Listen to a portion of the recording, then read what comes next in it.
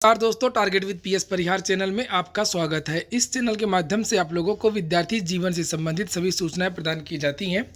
तो आइए शुरू करते हैं और देख लेते हैं कि आज के इस वीडियो में ऐसी कौन कौन सी सूचनाएं हैं। सबसे पहली सूचना है बिहार पीसीएस की। लिखा हुआ 66वीं संयुक्त प्रारंभिक प्रतियोगिता परीक्षा से संबंधित अभ्यर्थियों को सूचित किया जाता है कि उक्त प्रारंभिक परीक्षा रविवार दिनांक 27 दिसंबर 2020 को एकल बैठक एक ही पाली में यानी कि बिहार के राज्य के 35 जिलों में अवस्थित 888 परीक्षा केंद्रों पर आयोजित होगी।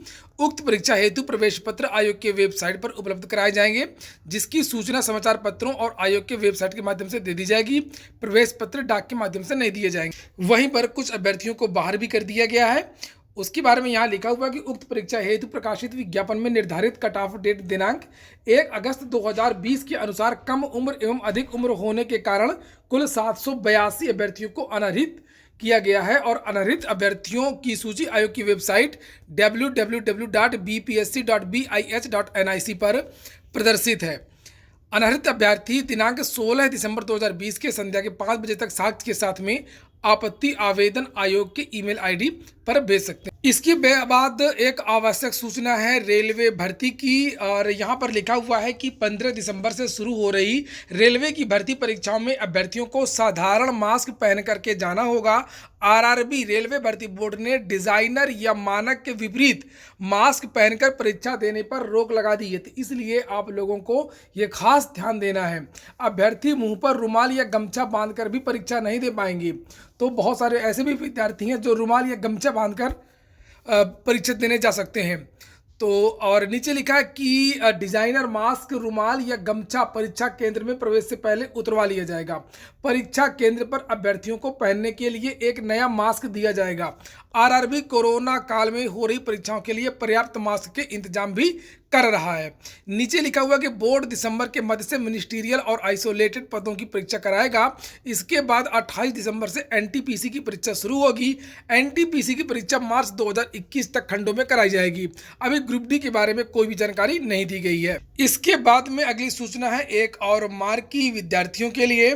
दोस्तों पूरी बात बताऊंगा, लेकिन आगे बढ़ने से पहले एक बात और, जो नए व्यूअर हैं या नए मित्र हैं जिन्होंने इस चैनल को अभी तक सब्सक्राइब नहीं किया, पहले आप लोग इसे सब्सक्राइब कर लें, जिससे आप लोगों को भी इसी तरीके के अपडेट्स मिलते रहें। और जो मित्र पहले ही सब्सक्राइब कर चुके हैं वो लोग इस वीडियो को लाइक कर दें।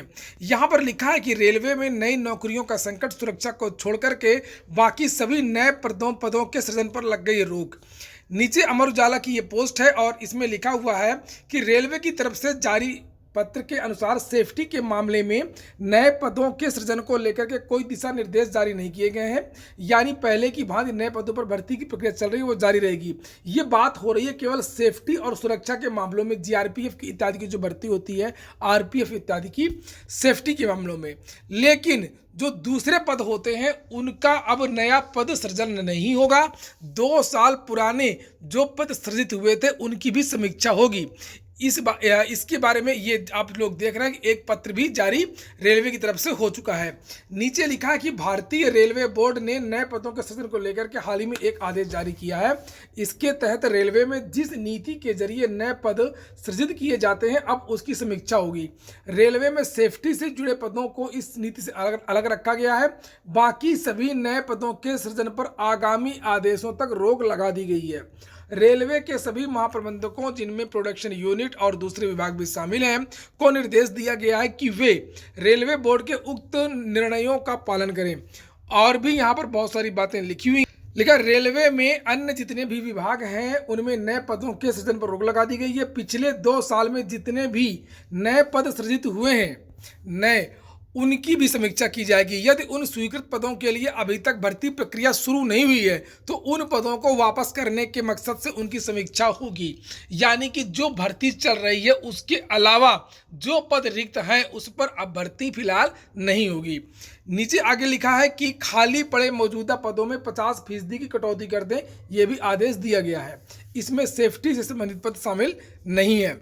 इसलिए ये जो परीक्षा आप लोगों की होने वाली है, चाहे वो ग्रुप डी की हो, चाहे वो एनटीपीसी की हो, चाहे वो मिनिस्ट्रियल एंड आइसोलेटेड कैटेगरी की हो, जान लगा के पढ़िए और इसको अंतिम परीक्षा मान करके चलिए, क्योंकि अब भरोसा नहीं है कि रेलवे की तरफ से नई भर्ती कब आएगी। अब बात कर लेते हैं 69,000 शिक्षक भर्ती की। इसका जो मामला है वो कोर्ट में लंबित है। 11-12 सुनवाइयाँ इसकी हो चुकी हैं और आज भी वही हाल हुआ जो हमेशा कोर्ट में होता है। फिर जज साहब ने इस केस को सुना नहीं और अब इसकी अगली डेट दे दी गई है और शायद अब ये केस 4 जनवरी को सुना जाएगा। हालांकि बहुत सारे जो ऐसे अभ्यर्थी हैं जो 1-1-2 नंबर से चूक गए हैं इस भर्ती में, और बहुत सारे विद्यार्थियों को नियुक्ति पत्र भी मिल गया है और इन विद्यार्थियों का चयन नहीं हो पाया है। फिलहाल देखते हैं कि आखिरकार ये सिस्टम क्या करता है और 69,000 में उत्तर कुंजी का जो विवाद है वो कब समाप्त होगा। ये हो गया आज का वीडियो। अगर आपको अच्छा लगा हो तो लाइक अवश्य कर दें। पूरा वीडियो सुनने के लिए बहुत बहुत धन्यवाद।